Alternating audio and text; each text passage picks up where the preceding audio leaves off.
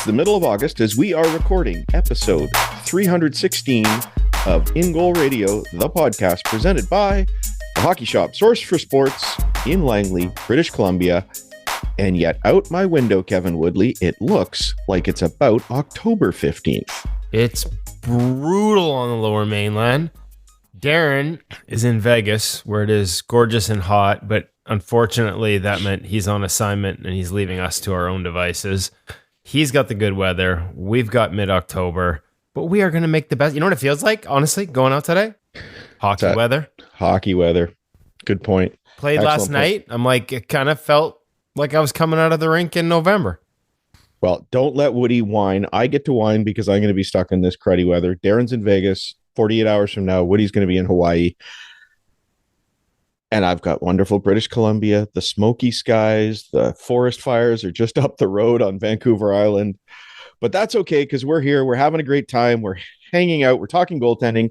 Our Sensorina feature guest this week is Gwyneth Philips of the Ottawa Charge in the PWHL. And I loved this interview, Kevin. Yeah, I didn't know what to expect because I was kind of given a heads up. Like, you know, we get into the geeky stuff here on the In Goal Radio podcast. We get into the minutia, the technical, the tactical. And I was warned that this is a goaltender who very much just loves to go out and play. And so, you know, I didn't know how the conversation would be different from some of the other ones we have, but I just found it so refreshing. Her approach, her openness in sharing it with us doesn't mean that there's not value in all the other stuff. She's the first one to say it. But for her, she has something that works. And it doesn't mean she's not willing to try new things. I mean, it's not like she's not out there Dominic hashing it. She has there's a lot of, you know, technical and things that she's added to her game over the years, but just her approach to it, her mindset. Wait till you hear the stories about what she did after the PWHL final, where she was the PWHL Playoff MVP and just basically dropping off the grid completely. There's some great stories in there. There's reminding me a little bit of the jersey over my shoulder to a lesser degree. Carey Price used to talk about putting the pads away, right. Not touching them, not looking at them, nothing until August. Gwyneth takes that a little bit further. So fantastic interview. Clearly a fantastic athlete and a fantastic goaltender. Gold medal winner for Team USA. Coming off the bench, she tells that story. Mindset, how she got through it, how it fueled the rest of her season. Just a ton of great stuff in here. Can't wait for everybody to listen. We hear from parents a lot, and they tell us that they are listening to the podcast in the car on the way to the rink with their kids. I love hearing from people. Parents, cue this one up for the next trip with your kids, because as I was editing it, I would put it on pause. I'd run down the hall where my son is hanging out right now, and I would say, you got to hear this piece. And I'd tell them the little tidbit, have a good laugh together about how great it is. And then I'm back to editing. So yeah, this is a great one for parents to share with their kids. We love hearing from those parents. Podcast at ingoalmag.com. We share them around the group, have a little conversation about what you're sending to us. And it's really, really appreciated. So please, if you have a second and you're by a keyboard, send us a note. Let us know where you're listening. Let us know why you're listening. We love hearing from you. And if you could take a sec and go subscribe in your favorite podcast provider, maybe leave a comment or a rating, it would mean the world to all of us. Okay, this week, let's just get rolling, Woody, with Pro Reads presented by Vizual Edge this week. What have you got? It's a bit of a follow-up from last week. Yeah, we've got Eric Comrie, and it had been so long since we'd had Eric on the Pro Reads that we wanted to go back to back. And for those that watched last week's Pro Reads, yeah, he actually he talked about making the decision to come across on his skates on last week's Pro Reads rather than slide. And he actually referenced the save later in the season against Jack Eichel. And I just happened to have that save queued up for our video session later on. And I figured, why wait to get to it? Like, he referenced it. Let's go to it. Let the people that watch Pro Reads are trying to use it as a tool to get better see the differences in these plays that he's talking about, why he comes across in a slide on one and on his skates on the other. So this time, it's another lateral backdoor pass. He's identified the hands early in this case.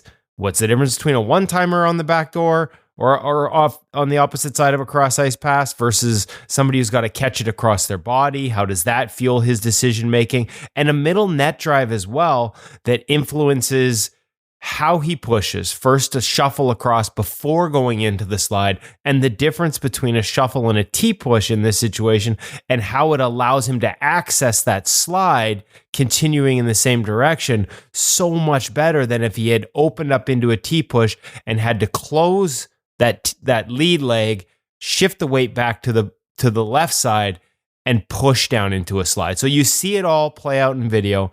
Eric walks us through the things he's looking for that lead to those decisions, and then he walks us through why those decisions allow him to make a very difficult save look pretty easy. It's another great example of pro reads, which is all about helping you as goalies learn how to read and anticipate the game better. Not just in terms of what's going to come at you, but in terms of how you set yourself up for it. Footwork, movement patterns, decision-making on what side of a screen, whether to slide or push across up on your skates as Eric did in these last two. It's all there in Pro Reads to help you read the game better. And Pro Reads, of course, is brought to you now by Vizual Edge, which will help you see the game better. Vizual Edge is a visual or eye and cognitive training tool based off of your computer using a pair of glasses that they send you. You can train just 3 times a week, 30 minutes at a time.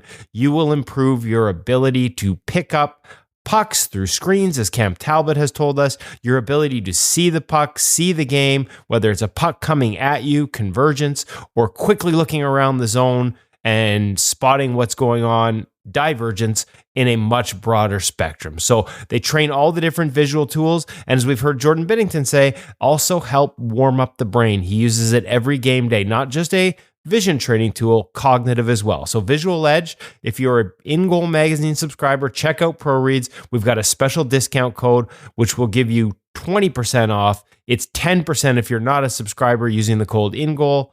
Check them out at visualedge.com. Pro Reads, in many ways, the bread and butter of In Goal Magazine. It's bringing NHL goalies into your living room in many ways to help you learn the game.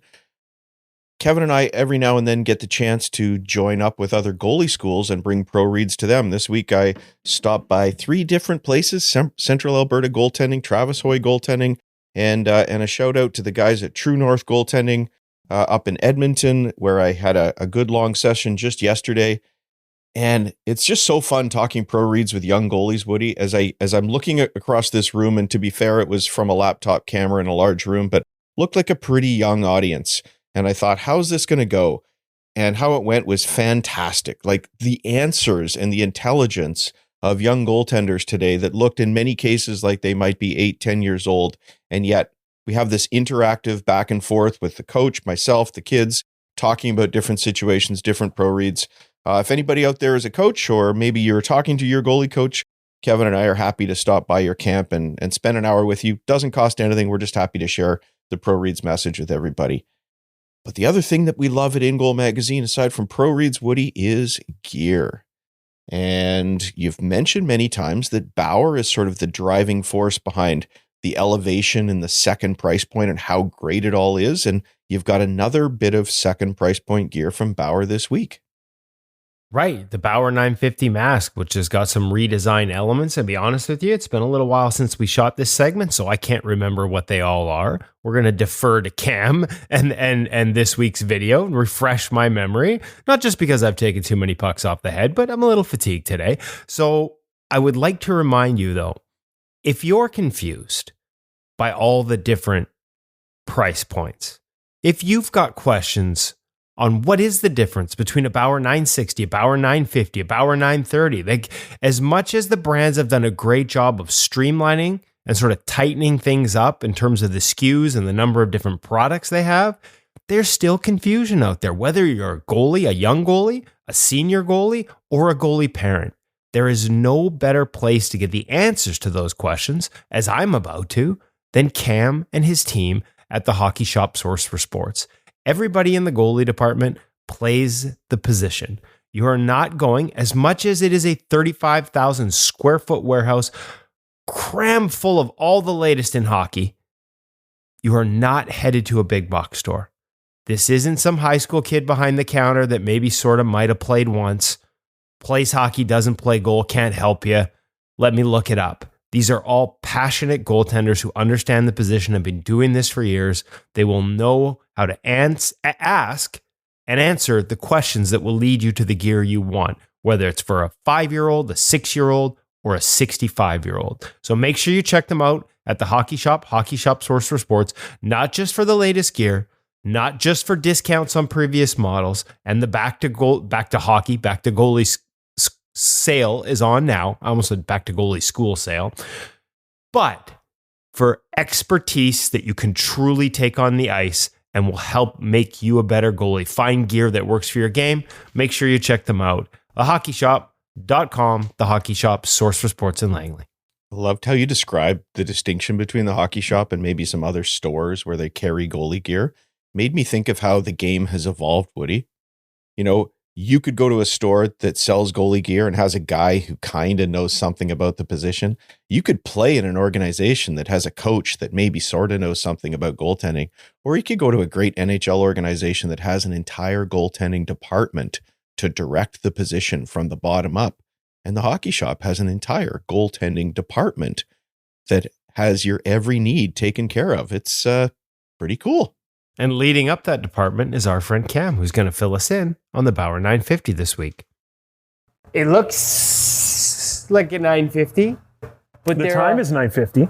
There is a ton of new things in this, including a mystery never available before in the Bauer 950 mask. Not what's in the box this week, it's what's in the bag. Hidden away. Ooh. To show you at the end. So let's find out. Let's get caught up. What's new in the Bauer 950? I'm here at the Source for Sports Hockey Shop in Goalie Utopia with Cam, and he is going to walk us through what's new and improved on the Bauer 950. For those of you that are like, okay, remind me, Bauer 950, 960 is the highest price point. 950 is the second price point. Along with Enemy One up there, 960 Enemy One. I need you to explain these things to me, Cam. Okay. So 950 is kind of like the second price point. Next generation down? Yes. Okay. And then 940, 930?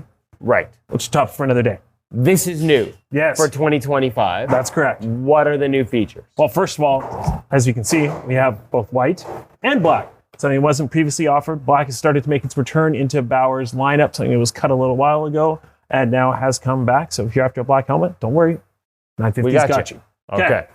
But let's talk about the actual helmet itself. So what we are going to see on the inside, very eerily similar foam package to that 960. One thing that I can't drive home enough is that this is one of the best value helmets on the wall, for sure. You're getting a lot of pro-level features for that lower price point. Okay. So, Craybon. New material for the 950 this year. You might remember Craybon from the 960 of a few years ago. So you're getting a new carbon dampening enhanced material. Holy crap, that's a hard one to say. Along with the fiberglass base, for your shell.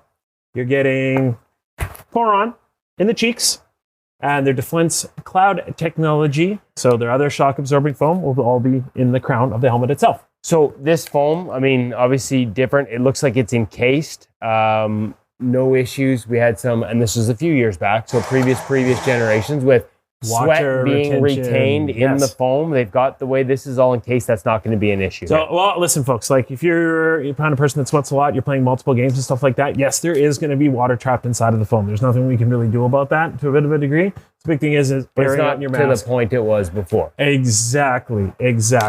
Because, yes, that was a little bit of a problem. DCT in the chin cup as well, a little bit of impact absorption there, as well as the elasticity of their chin cup holder. Again, a pro-level feature that's brought down. It's just more of a comfort thing at that point, too, as well. Cage, same profile cage across the entire lineup. So as long as you're in senior small all the way through large, it's going to be the same cage for your 930 senior, your 940 senior, 950 senior, Enemy 1, 960, all the exact same cage. Okay. Fit and feel. Is this going to fit on my head the way, say I no longer need the 960 level protection, or I'm looking at this and I'm like, man, it's got so many features that are 960-esque.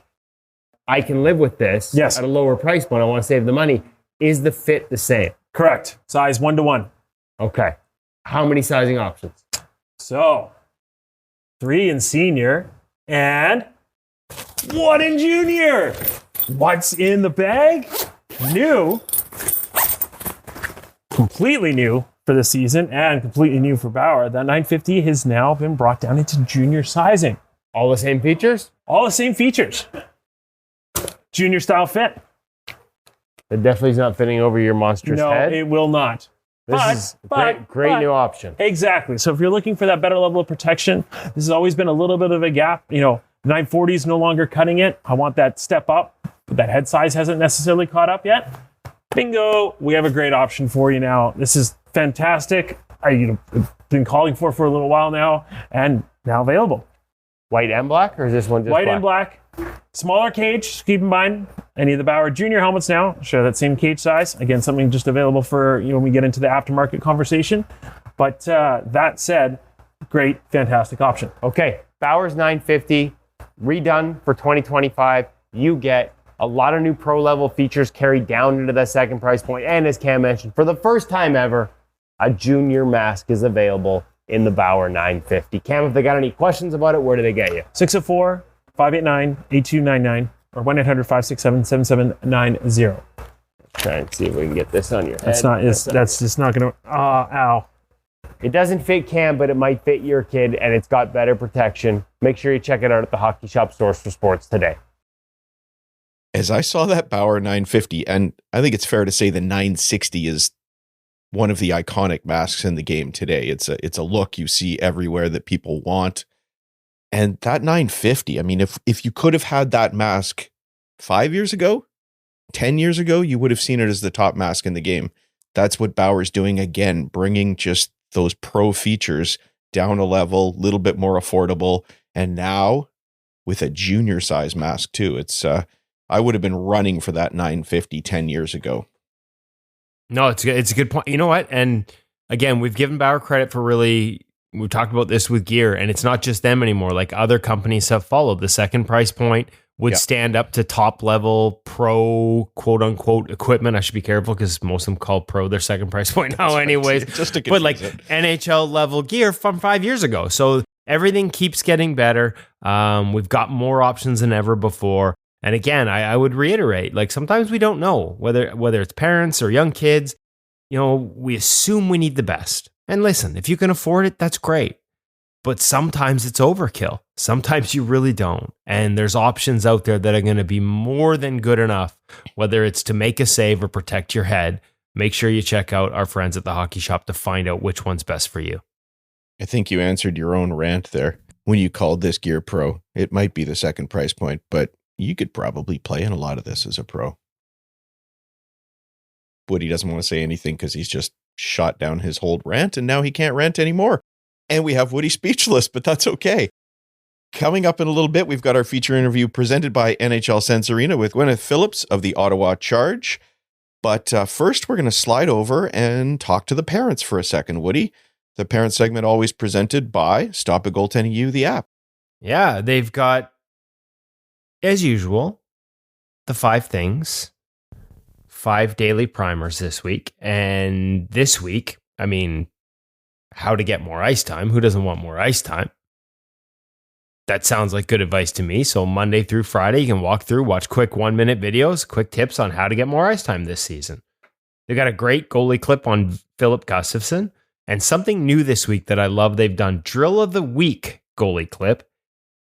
They walk you through a drill, and then they walk you through plays featuring the goalie of the week, Filip Gustafsson of the Minnesota Wild, making saves that are directly related to the patterns established in the drill of the week. So always great content coming from our friends over at Stop It Goaltending You on Stop It Goaltending You, the app. And a reminder, if you buy a subscription to Stop It Goaltending You, the app, not only do you get all that content, all that expertise led by Brian DeCord and his 25 plus years in the game as a goalie coach, as a goalie scout, as a director of goaltending at the National Hockey League, but you also get a subscription to In Goal Magazine, In Goal Premium, and all our great content included. It's the best of both worlds, and you get it when you buy a subscription to Stop It Goaltending You, the app.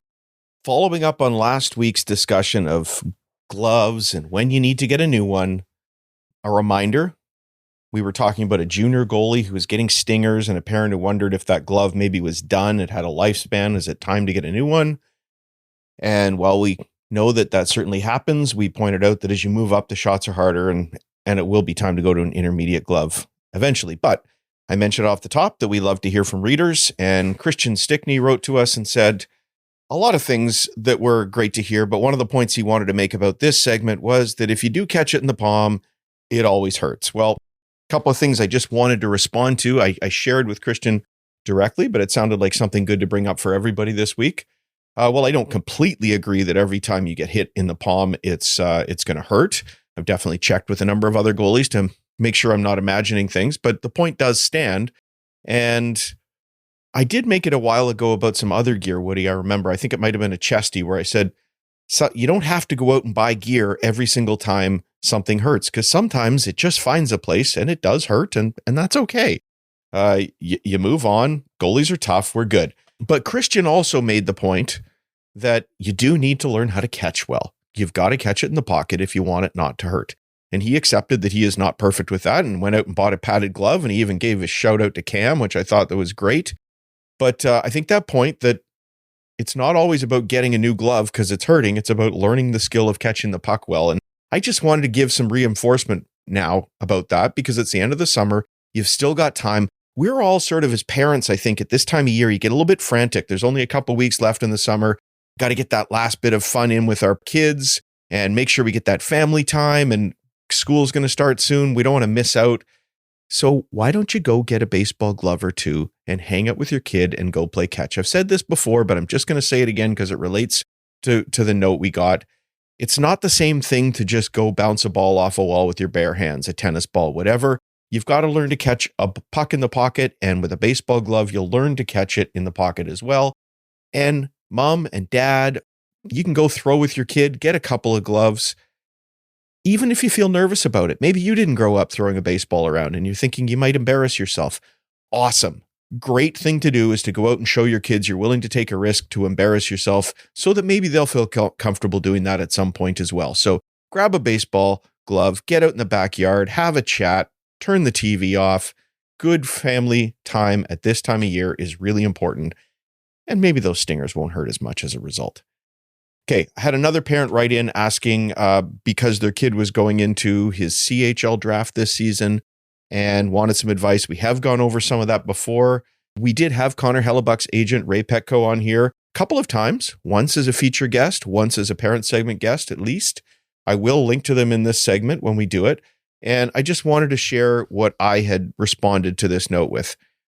You probably don't need an agent or an advisor, at least until you've been drafted and it's time to look at that contract. Things have changed in the CHL quite a bit recently because of the whole NCAA changes, and you probably need somebody with expertise to help you review that contract if it does come time to sign one in the CHL. But until you're picked, or unless you're a high pick guaranteed of being picked, you probably don't need that agent just yet. Now, to be fair, parts of this I don't have as much experience with, especially with the changing landscape. And if you feel better having somebody represent you and your family, they might help you get a few extra junior opportunities than you might have had on your own. And that might help your child a little bit. I think that they're capable of opening the door for some kids who are sort of on the bubble, but those top end kids, they're going to find their way anyway. Those kids who aren't necessarily going to get drafted and they're just playing and having fun, let's not overburden ourselves with that. If price is an issue for you, though, you can get to as many junior camps as possible.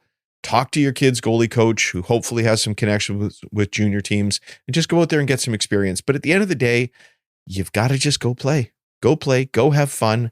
You don't necessarily have to be chasing down an academy or an expensive AAA team. It's very possible to make it without going those routes. And, we chose to keep our kid at home, as we've told you before, and things worked out for him. You've got to make the right family choice for yourself. Also, just don't freak out about the CHL draft. It's not the be all and the end all.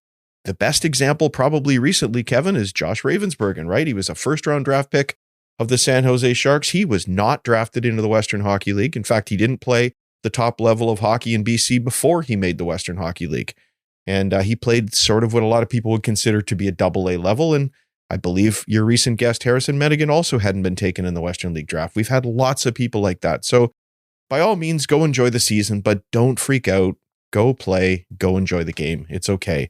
There are options. You got to do what's right for you and your family.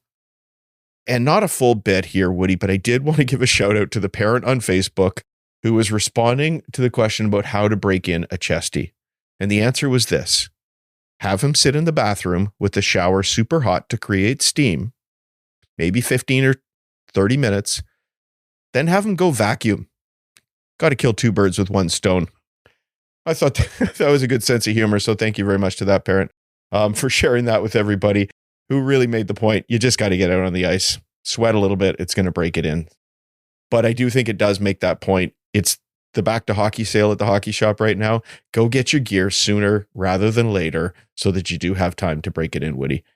And I've got one more little parent thing, but I'm going to save it until the end of the NHL Sense Arena feature interview. Well done. I like it. So we're going to get on to the NHL Sense Arena feature interview. Gwyneth Philips is with us and just sitting in the green room, as Darren likes to tell us. But before we bring her in, we just have to talk about NHL Sense Arena for a second. Her green room's a camper in Yosemite, by the way. Yeah, that's right. She's in the green camper. I love that. As I mentioned already, this time of year is tricky because as families are trying to get that last bit of summer in, and it might mean that there's going to be a quick family trip somewhere before school starts. And you're probably thinking, I need to get ready before the season starts. And that's where NHL Sense Arena has been such a game changer. Because no matter where you are, whether it's at home, a hotel, could be a cabin in the woods if it's got decent Wi-Fi or a hotspot on your phone, and you can still get some quality reps in on the ice with NHL Sense Arena. And what I love, as you know, is that they're always updating it. So we talked last week about how they've added NCAA shooters. They've got NHL shooters, PWHL shooters. You're seeing the best of the best. And you can choose to follow the goalie advancement program this summer, or you could jump into one of the training plans with a pro coach. You could just build your own program from the many, many, many drills that they've got in there. It's almost endless goaltending. And it might not be just exactly the same as being on the ice, but in some ways it's better. You can actually measure your reaction time, how your puck tracking is improving. You can tighten up your box control, things you would never really do out on the ice in one of your regular sessions. So whether you're trying to use it to get sharp before tryouts or to keep your game dialed in, NHL Sense Arena can be that extra edge you're looking for. So check it out at sensearena.com and make sure you're using the code IGM50 at checkout to save a little more. I would highly recommend the goal. Like, it's August 15th as we record. You've got 2 weeks 3 weeks almost for back to school. I'm guessing hockey is usually around Labor Day in terms of tryouts for a lot of these kids. That is more than enough time to rip off, a little bit here, a little bit there, and get through at least 2 of the 3 programs as we have. We're working on the screen and the traffic management segment of the goalie advancement program. But I would recommend highly going through the shot release reading one, the angle mastery course. Like, I think I struggle to see how, especially for kids or us beer leaguers, like anybody short of the NHL, how working on those fundamentals don't make you better. And there's still plenty of time to do it in virtual reality. Well, we know there's NHL guys doing it too. There you go. Okay, Woody, let's go to the NHL Sense Arena feature interview. We will get Gwyneth Philips to pull the camper over and get out of the green camper and come into the studio here in a second. I'd like you just to set it up for us. You gave us a little bit off the top of the show. I do have one request because in there you mention a couple of times PG. And of course, we don't mean parental guidance. This is not a PG rated show here. Well, it is PG. It's probably even cleaner than that. But Woody, who's PG? Pierre Groulx, the goaltending coach of the Ottawa Charge, former goaltending coach of the Ottawa Senators, a friend of the show, as they say, friend of In Goal Magazine and Premium, a guy who we've known for years, and he's now the goalie coach there. So you're right, I do reference him as PG quite a bit in the interview. Part of that process for Gwyneth has been building the relationship with him, and for him working with her as a very different athlete than her playing partner, who's now in Vancouver, Emmerance Mashmeyer, from the Canadian national team. So like I said at the top, this is not just an interview with the Isabelle Cup playoff MVP. for the Ottawa Charge, even in a losing cause, kind of like Jaguar with the Ducks way back when. And the good news for Gwyneth and the Charge is that Jiggy ultimately went on to win his cup. So he got his championship. It's coming. It's not just an interview with the gold medal winner from the World Championships and a goaltender who dominated in her 2 seasons as a starter at Northeastern University. Like just posted like video game numbers, like 955 save percentage, absurd stuff. This is an interview with somebody who has a different approach, who came to it from a different background, who brings a different mindset to it, and a really good reminder of the importance. We've talked about this with other goalies of being yourself in a position in a sport that sometimes demands conformity. Being comfortable with who you are and how you do things can be a big part of having success. And so there are so many great takeaways in this interview. As Hutch said earlier, this is one to queue up in the car on the way to hockey with your kids. Frankly, given her nomadic nature this summer, I think it's one to queue up in the car on a road trip before you go back to the rink. Well, here we go. Thanks very much, Woody. Gwyneth, come on in and have a sit down with Kevin Woodley. Really excited to welcome to the In Goal Radio podcast, Gwyneth Philips of the Ottawa Charge, coming off a big season both for the Charge in the playoffs and the United States at the World Championships. Pressure packed right till the end, gold medal coming in late. Like, you have had a season. How have you unwound since then? Well, I wouldn't even say it was a season. It was like 2 months of a whirlwind. But since then, I bought a camper in April, and I went out for about a month out to California and just camped for like 20 days. Away from the game, how does your off season, like, when do you get back in terms of getting that separation from playing and then bridging back into getting on the ice and back into the job now that you're a professional athlete? Yeah, so this summer looks a little bit different with the Olympics coming up. So like we just got back from national team camp, going back in September and once again in October, and then rivalry series. So this summer is a little bit more packed with training, but I think, one of the things that's made me pretty successful is I've always been able to really separate myself from the game and really take my time in the off season. So, this summer, definitely starting training a little bit earlier, looks a little bit different because it's so early. I don't want to cram too much, but definitely a little bit more of a bulky summer.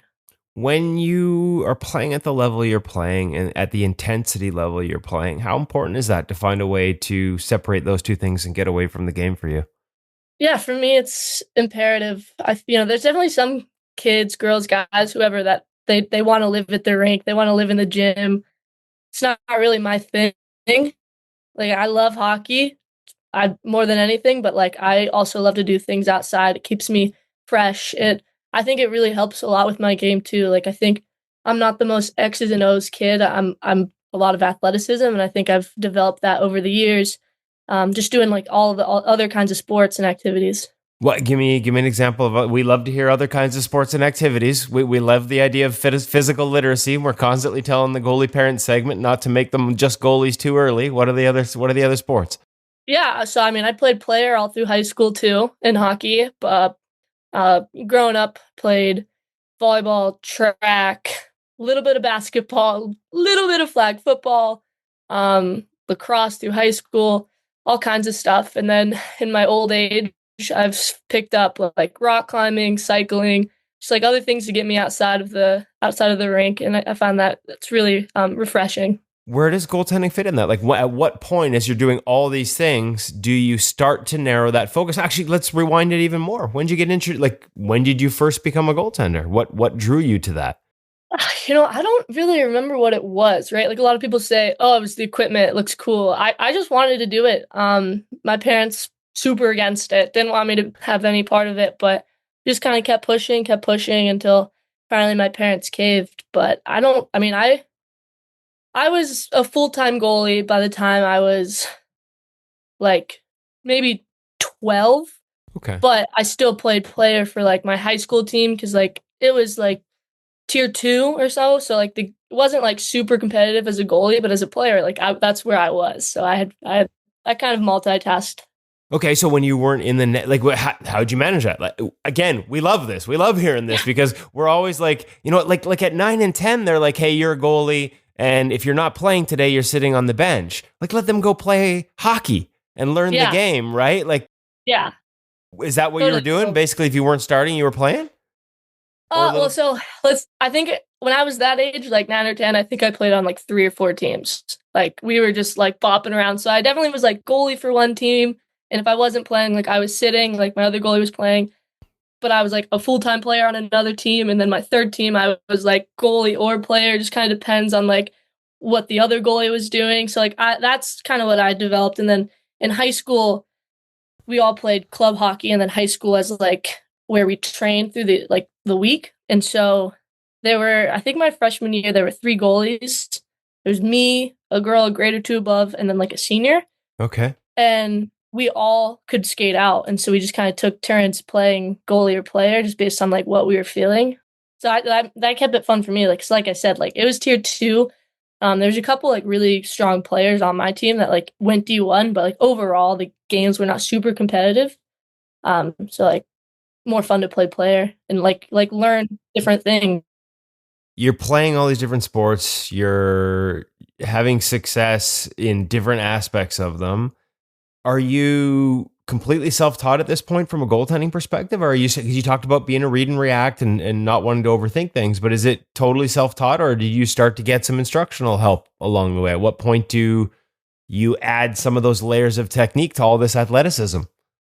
No, I'm definitely not self-taught. There's a lot of people out there that have contributed a lot to my success. But when I was like 10, kind of starting to really get into goaltending, my dad signed me up for like the Mid-Am district tryout. I was like completely underage. And you could tell like I was tiny and all these kids were like 12 and I was 10 or something. And there's a woman in the stands who kind of run Penn's Elite. And I guess she saw me and was like, okay, this kid has potential, but she has no idea what she's doing out there, right? Like I'd never had coaching at the time.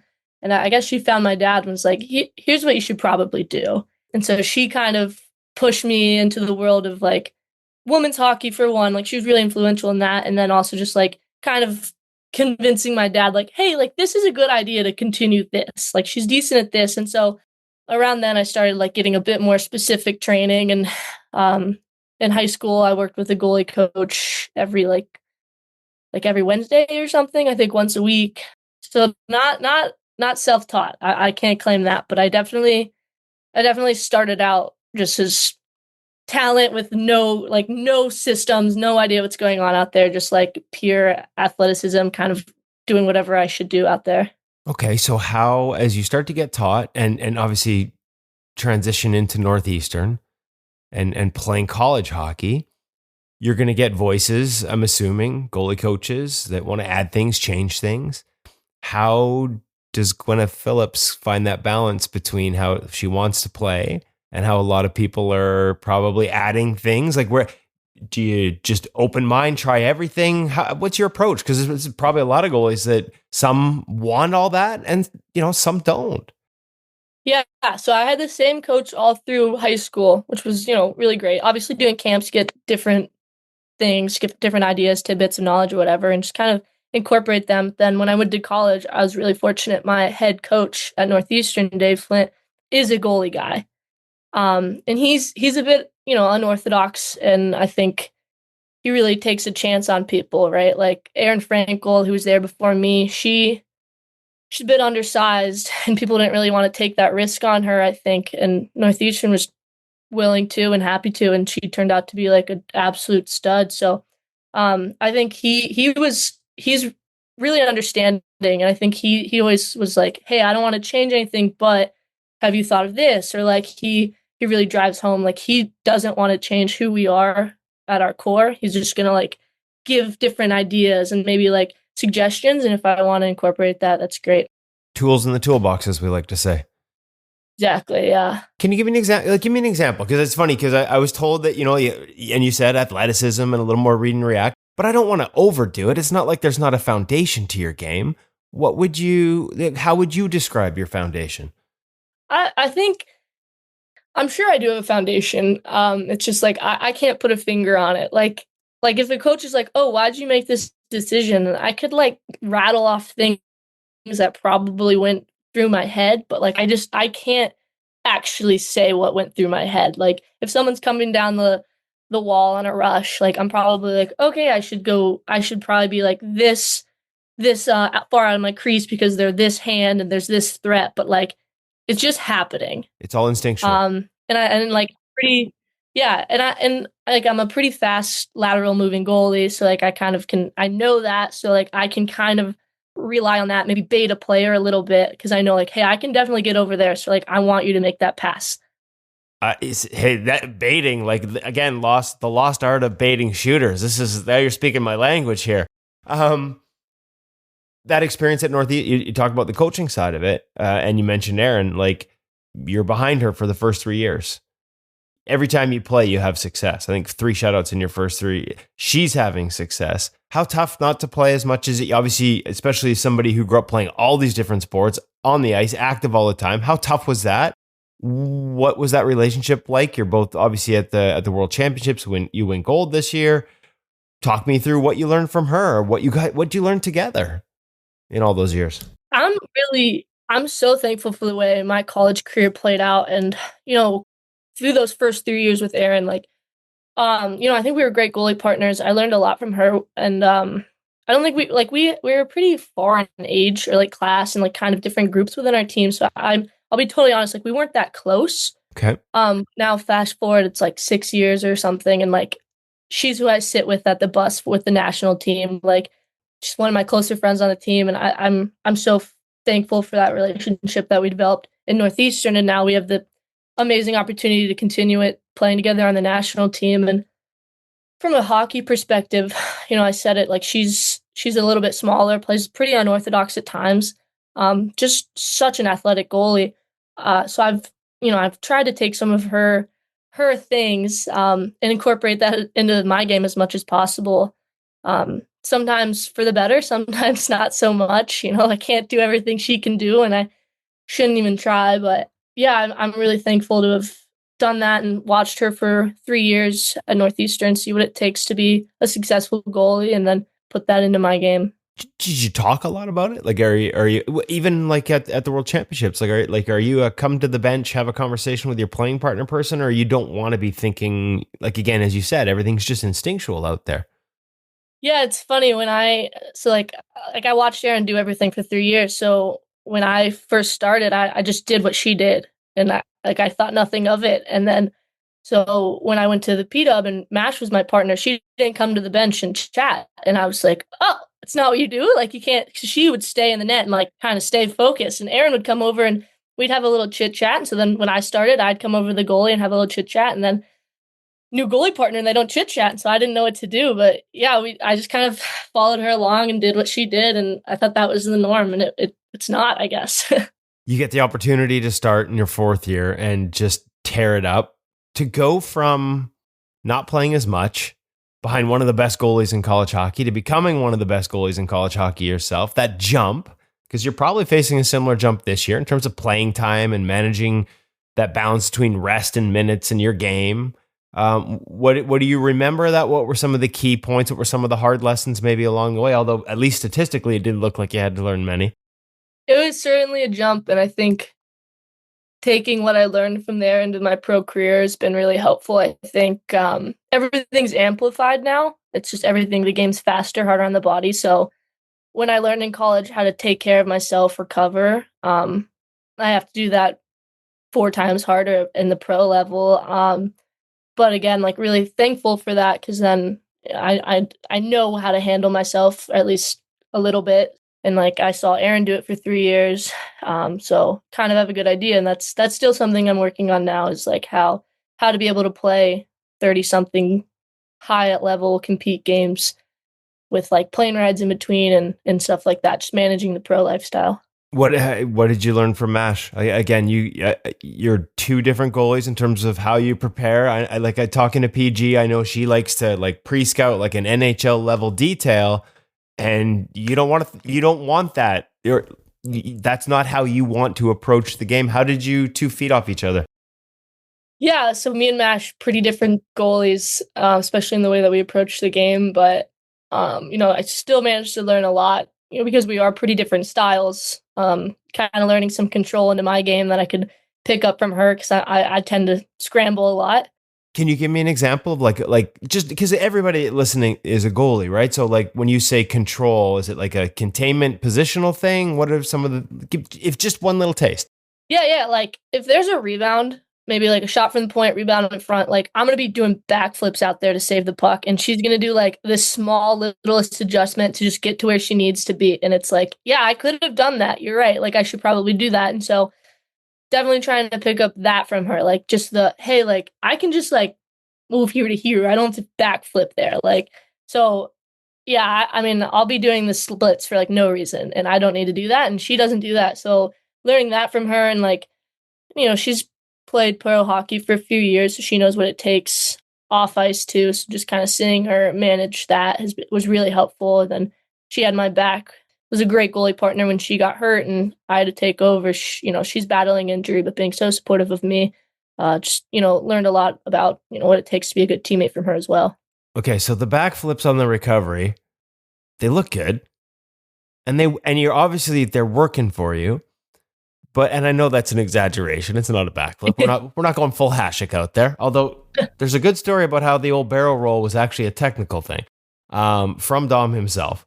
But do you see value? Like when you're looking at those things, are you looking at like, hey, like I got to play my way, but also like, hey, this might, when you talk about wear and tear and managing your body, like a little efficiency might get me through the year with a few less bumps, bruises, and all the things that come with backflips.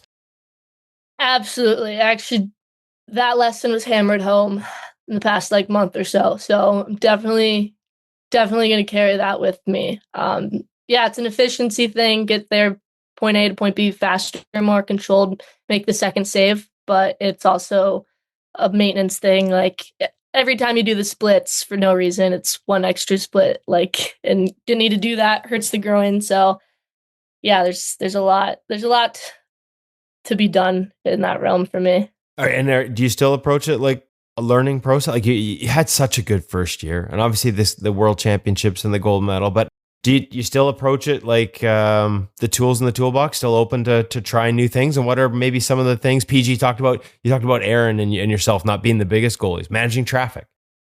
Yeah, I mean everything's a learning experience. Just coming back from camp, we were there for like 10 days, and we were talking about all kinds of stuff. Working on things and like even getting new tools in the toolbox. You think you know everything, but there's always something to be learned or like something to be corrected. Like we were working on kind of tips in front and like instead of sliding, just kind of like off center dropping, which is like, yeah, I knew that, but like, did I? Because I'm not doing it. And so just, hammering things home, I think is really important. What was camp like? Like 10 days, you said it's Olympic year. It's a big year. Lots of competition, lots of how was the I almost said vibes. How are the vibes at camp? I can't believe I just said that. Vibes are good. Okay.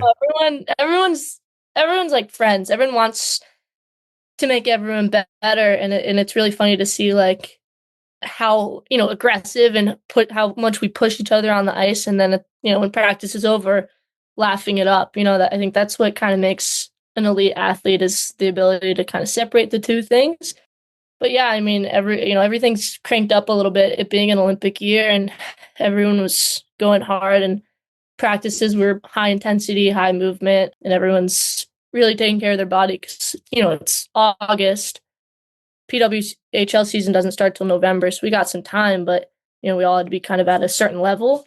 So, it was a lot of fun and, really grateful to be a part of that and like learn, like there's no better hockey than when you're playing with your national team. And it's so fun because like as someone that's competitive, like every puck is like do or die with everyone out there. So it's just like everything's a battle. There's always parts of practice, and we ask this of a lot of goalies, always parts of practice that aren't necessarily for us as goalies, right? And that's part of the job. Like sometimes you're a target. Sometimes it's 3-on-0s against the best players in the world, like a national camp. How do you approach that to sort of find that balance? And I guess, again, the athleticism probably and the competitiveness comes in, but do you pick little points and try and work on them, or you just go out and compete? Are there moments where you're doing both, where you pick a drill to do one thing, pick another drill to do another? Yeah. So the US team, we we love a good 3-on-0 line rush. We do them all the time, and it's tic-tac-toe. So it's hard. Like, I know it happens to me. I can see it in my goalie partners. It's like, oh my gosh, that's the 5th backdoor tap in a row. And it's frustrating because like we do want to make those saves. Like, we know it's unrealistic to have a 3-on-0, but like we're really pushing to have those saves. So yeah, like one of my things is control. So like if that is the back door, I'm not gonna like reach and like do everything I can to make that save in practice. I'm gonna be like, okay, if I can just practice this controlled backdoor slide, like at least then I'm getting into that like the muscle memory, and then I can get faster on it. So that way I'm not making this a desperation save. I'm making it a controlled slide, and then like I can incorporate that later on. So just kind of like, yes, like that is a backdoor tap in, but right now, like maybe instead of tearing my groin, it's still early. Like I work on pulling that backside leg in and making it like a butterfly slide.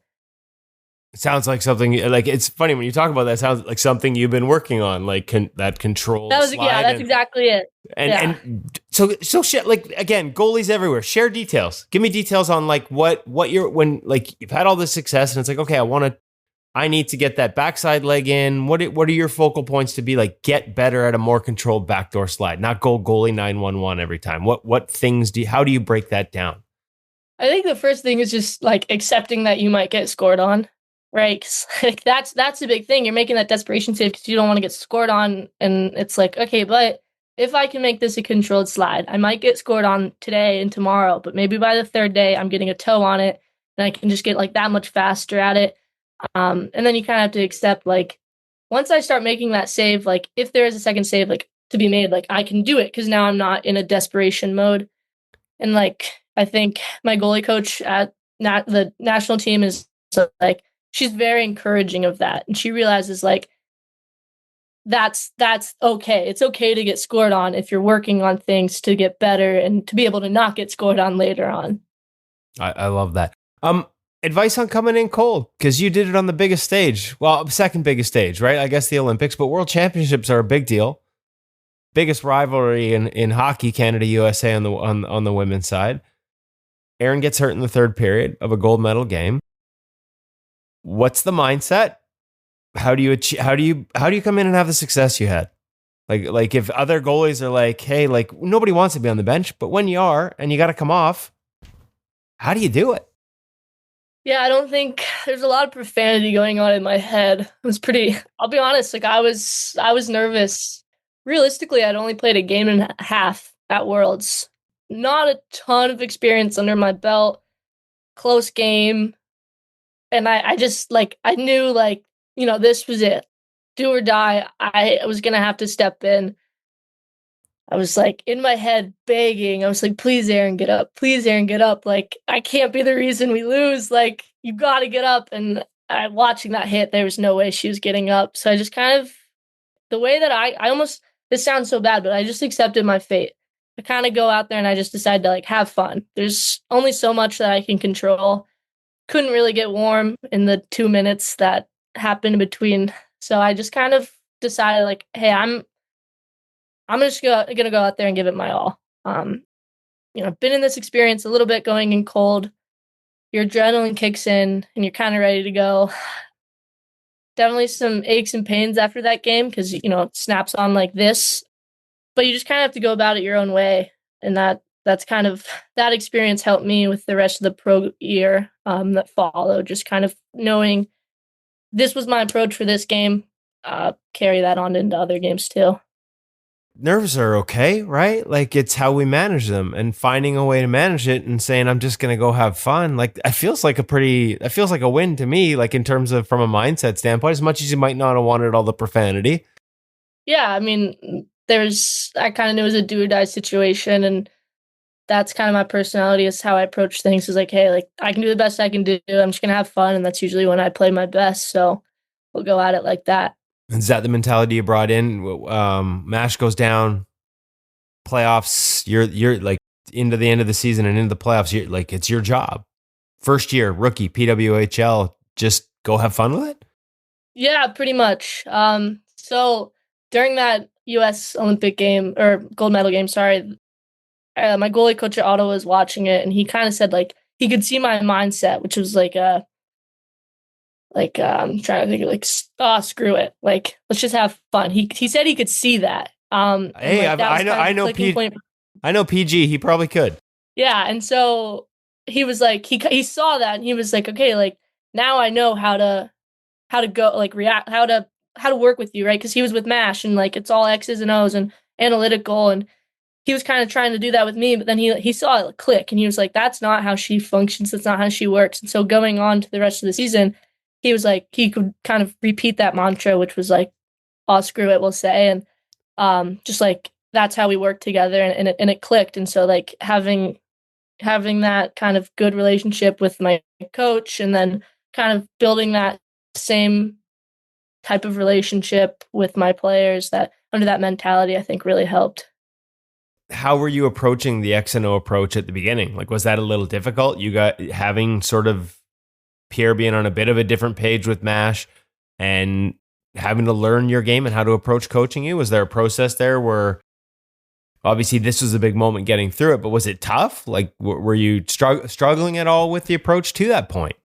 I don't think I knew I was struggling. I mean, we'd sit down and we'd do pre-scout and like kind of tendencies of the other team, which I'm not going to say is a bad thing. I think it's a great thing to know like the other team's power play, but like that's not really my game. Like if I don't know even what our face-off plays are, like if you're going to tell me their face-off plays in the ozone, like I'm going to be like kind of fixated. And then for me, like I'm going to worry too much about that and not worry enough about like just making the save.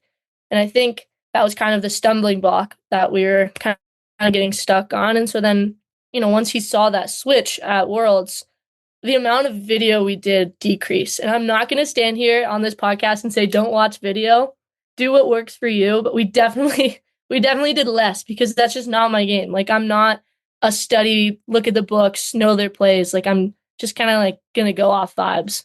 Okay. I got to say, vibes are good in goaltending and this is fine. But the whole, I'm not a study person. I did need to mention, like you've got an engineering degree from Northeastern. You didn't just go to school to play hockey.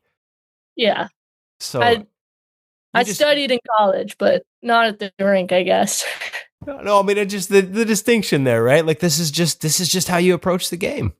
Yeah. No, and I do think it's different from a lot of goalies, but you just got to find what works for you. And so far it's been working for me. All right. What was your takeaway from the playoffs? 'Cause like you said, it did work for you. And as much as your playoff MVP, and I can go back to a lot of different playoff MVPs that lost, and that can be a bitter pill to you got individual success, but the team didn't quite get there. They're all in overtime. That's a mental roller coaster. How'd you manage it? Yeah, I mean, like you said, bitter pill, but I think that whole run just kind of gave me a little bit of confidence. Just like you said, like rookie going in, kind of MASH went down right while we were starting to battle for playoff contention. And I mean, I didn't know, like I knew it was going to, be a close run. And I didn't have a lot of games playing with the team. And I think we were kind of off to a rocky start. But just kind of like building that relationship and that trust with my players, I think kind of in return give me a lot of confidence. Like if I can see that they're relaxed, they trust me behind them, then I kind of get a little bit of confidence. So just kind of building that rapport and then leading into playoffs, that turned into like a little bit of confidence. And like, I got more comfortable. I showed myself that I could compete at this level. And I think that's going to be really helpful for next year. I think, it'll be hard not to have MASH to support me and to learn from her. Like now I'm, the Ottawa Charge goalies are all pretty young. I think we're all going to be 2000s, which is a bit scary, but, I'm going to have to find that leadership in other realms with like Brienne Jenner and stuff, but it's going to be weird not to have kind of that backbone goaltender with me. When you talk about building confidence in teammates and seeing confidence, any advice? I mean, obviously stop the puck in games is a big one and build that confidence that way, but are there things you can do as a goaltender in practice to help sort of make sure your teammates are feeling good when you're back there? I just think building that relationship on and off the ice was really important. I think when I was the backup, I was a little bit timid, not myself, just because I felt like, just a little bit of an outsider. And I don't think that's a good approach. I don't think you should ever limit yourself, but that's just what happens to me. That's kind of what happened with Aaron too when I was in Northeastern. Like And I think, but once I'm in that starting role, I get a little bit more like confident, and I kind of I work on those relationships a little bit more and become closer friends with the girls. And I think that can be done when you're second, third string, whatever. But just the way that I am, like I'm a little bit more reserved. But I think, yeah, once I kind of started having the confidence to be a little bit more myself and build those relationships, crack the jokes, have more fun in practice, I think that bridge kind of bonded between me and the rest of the girls, and that really helped build that connection and that confidence in each other. The summer camper, you walk me through how I do need a little taste of, because as soon as that ends, are you like, I need to just get away from hockey? I'm going to get a camper and I'm going to go camp. You said West Coast, so California? Yeah, I don't know. I've always like done random things, but I love driving. Yeah, I love driving. So I was like, oh, I'm going to buy a camper and go out west. And so I bought a camper and I went out west as soon as the season was over. And yeah, like I just kind of used it to decompress. Like, hockey is a lot of fun, but can be a lot of stress. And everything for me was like ramped up right in like April. Like I was just kind of cruising by, and then like things snapped, and all of a sudden like I was under a lot of stress. And so I think I just kind of needed to hit the hard reset. And for me, I guess that means like disconnecting from all things hockey, internet. I mean, I was out, like I didn't have service for most of it. For how? Okay, so you're a professional athlete. So you got PR guys asking you to do interviews with clowns like me all the time. How disconnected are we talking here, and for how long? Well, it's actually a funny story. I hiked up a mountain, and I didn't have service for the few days, and I hiked up a mountain, and I got like 1 or 2 bars, and just by chance, and I get like 1 million texts. And I guess I had missed the expansion draft and free agency. So I'm getting all these texts from like people being like, this girl's no longer on our team. This girl's no longer on our team. Like, this girl's on our team. This girl's over here. And I'm like, oh my gosh, my phone's blowing up because I just went like 2 or 3 days without service. And now all of a sudden, like all these things are unfolding, and like the league is getting so shaken up. And I just was like, airplane mode. Like I can't deal with this right now. I'm on top of a mountain. That's the only reason I have service. Like I can't deal with this. Yeah, the lesson there can't be don't climb too high. Yeah, like once you hit like you're up in the sky, stop, just turn back around. So that happened, and like there was one media thing, and so I was in Yosemite, and I was like, okay, I'm walking on a path. I have some service, and then it declines. So then I walk back to where I had service on a hike, and I'm just like standing there. Yeah, I can hear you. Can you hear me? Like kind of trying to make it work, but I did request to not have a lot to do because I wanted to be pretty disconnected, and I was like, there was not a lot to be done to reach me. I love it. Well, it makes me appreciate the fact you've taken more than half an hour of your time today in the midst of what is still the off season, despite the national camp starting. So I really enjoyed this, and I know, like I said, I knew you coming in that your approach was maybe not like the goalie geeks that we often have on. But there are good lessons here, and it's good for kids to hear that there isn't just one way to approach this. And so thank you so much for taking the time to share it with us today. Yeah, of course. I know it's a bit unorthodox, so, maybe don't take everything from me. Maybe make sure you guys are out there and you're reading plays and watching film, but have fun with it. Well, considering our bread and butter on our website is pro reads, we do appreciate that. Yeah, that's fair. Kevin, the one that stood out for me, I mean, there were lots of good pieces in there, but the first one that I made a note about, I think every goaltender should listen to and take to heart, and that was her take on 3-on-0 drills, because so many goaltenders complain about how this isn't realistic, this isn't fair, I'm going to get hurt. And she actually turned it on its head, because she's a self-identified backflipper out on the ice, throwing herself everywhere. If ever there was a time to be doing that, it's in a 3-on-0 drill when you have to do everything you can to make a save. And instead, she accepted that there's an excellent chance she's going to get scored on anyway. So why not test her limits in control with structure? I just thought it was beautiful advice. Yeah, there's a ton of it, right? Like from personality stuff we talked about coming into it and being yourself, to, for as much as we talk about, I love the backflipper term. I've got visions of Hasek doing a barrel roll as she described, playing out a rebound, but understanding that you can still be that, but embrace things that will help you become more efficient. In her case, because she's about to go from not playing much to playing a ton down the stretch when Mash got hurt to being the number one in Ottawa with a very young goaltending department. So, even if that's your preferred style or something you never want to take out of your game, and why would we? Right? That reactive element, that dynamic, the stuff that gives you another level and another layer. But still recognize that there are times where maybe not going to that as soon as a sequence might preserve the body, might allow you, as she said herself, I'm going to get to that first one on the back door extended, but do I have a chance on the next one? And so there's an awareness there built within that dynamic nature that there are times where you have to leave, the car doors closed before you open them wide open and call 911. But would a better time to try that than on that 3-on-0 drill? And what a great mindset of hers to say you have to accept it's okay to be scored on. And that's tough for young goaltenders to get to that. It's tough for any goaltender to get to that point. Okay, I said I had a little extra parents bit after that one, and I was making notes as she was talking about playing on 3 or 4 teams growing up, and I loved it. As you know, I think it's awesome that she was a player on her high school team, and I can't tell you lately, Woody, the other thing I wanted to address in the parents segment was the number of posts I've seen recently of teams looking for a goalie for this season.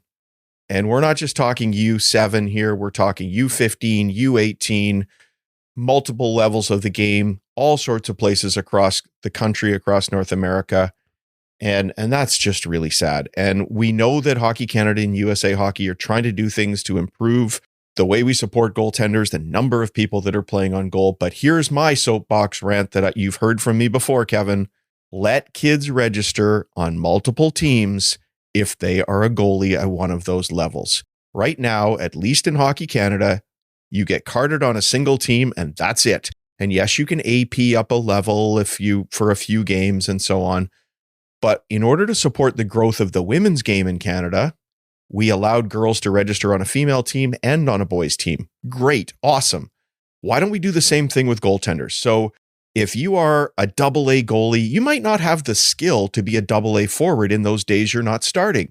So how about let them go play on a recreational team? Or how about the AAA player who's a great athlete who maybe doesn't want to take the chance on being a goaltender, gets that chance to experiment at a lower level. And I know it's not easy, because what we don't want to do is get a kid who's passionate about goaltending losing a spot on a team because the AAA forward decides to come down and he's just such a great athlete, he dominates and so on.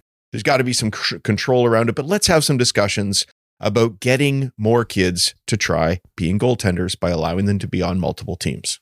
Well, part of that is getting rid of some of the stigmas, and we joke about a lot of it too, but honestly, like it's gotten a little too much, and we've turned off, not an entire generation by any stretch, but we've turned off a lot of parents who are the decision makers in the family around the idea of playing goal because of a lot of those negative stigmas. And you're starting to see it. And we heard about this when we were at the USA Hockey Symposium. Like, they have a shortage. And I think a lot of people are naive when they think that Canada doesn't, because I've heard lots of examples, and it seems like more and more and more over the past 3 seasons, we have teams up here that don't have goalies.